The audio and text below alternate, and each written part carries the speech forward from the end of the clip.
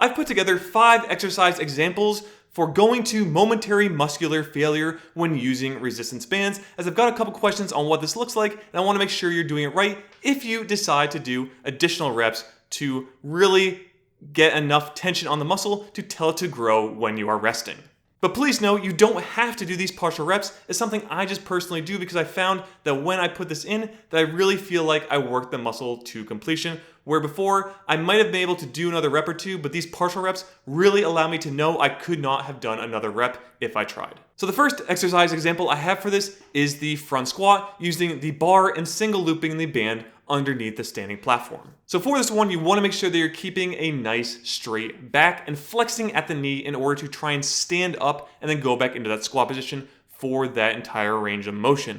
Now with this one, what you're trying to do is basically again stand up to provide all the tension in the bands, but once you get to a point where you're doing the rep and you can't push any further up into that standing position, you have reached your failure point. Now from here, you should then go back down and try to do 2 additional reps. You're still trying to get to that point again, but you shouldn't be able to get there if you are pushing and using enough intensity. You should come up less and less higher for each one of those additional 2 reps before you just go back into the full down squat and get out of the exercise. My next example is going to be the chest press using the bar, and you can just stand in place, pushing out away from your body. Now for this, your elbows only need to go to the to line up with your body as well. You don't need them going back behind you. You're just right in line with your body, creating that 90-degree angle with your elbows. And for this one, you're pushing away from yourself, creating all of the tension in the bands. So once you reach again that failure point where you can't push out any further, that's when then you slowly change direction. And you're gonna try to do 2 more reps to that point. But if again, you're training with enough intensity, you should not be able to reach that same point again. And you're gonna do that one more time just to make sure you are stimulating the muscles enough to grow at rest with the resistance bands. Now for exercise number 3, we're gonna be sitting on the floor and doing seated rows. And for this one, we're gonna be pulling towards our body to create the tension we need in the bands. So for this one, as you get closer to your body, you should feel more and more tension in your back and even your biceps with this one if you're doing it correctly. So again, once you're pulling towards you and you reach a point where you can't pull anymore, so there's a rep where you can't finish that entire range, that is your failure rep. That's also the one I would count. And then from there, you should let it go a little bit. Don't fully let your arms get straight. You should still have a little bit of tension in the bands, but then try and pull again to that same point. You should not be able to get the full amount.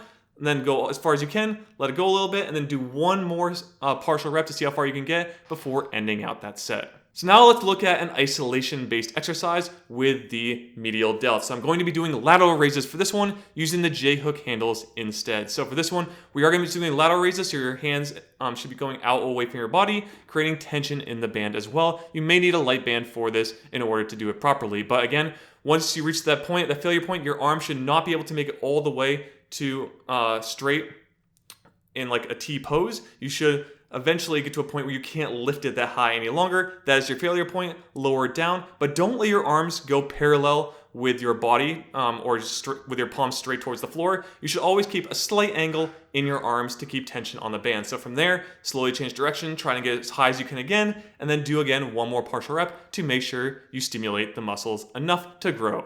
And my last example is going to be the good old biceps curl. So for this one, it's very easy to show it, as you can see how far up the bar goes through the range of motion. So again, for this one, we're just doing a standing biceps curl, and you're going to do as many as you can until you can't raise your hands towards your head any longer. So you can't complete that full range of motion. That is your last rep. Once you do that, you're going to try and do another rep all the way to that same point, but you should not be able to get there. Otherwise, you really didn't actually reach failure. So you're going to go as high as you can. You shouldn't reach that same failure point. You're going to drop it a little bit. You're going to try that one last rep. It should barely move at all before you can straighten your arms and get out of the exercise. So that is 5 different examples on how I use the 2 additional partial reps to train to failure. As a reminder, you don't have to have these if you think that you stimulated the muscles enough. I just do it as a way to properly know that I could not have done another rep, because how variable resistance works with the bands, and it's a linear variable resistance, you want to make sure you're actually creating enough of a stimulus for your muscles to need to grow. So that is why I do them. They're not required, but something you might want to implement as well.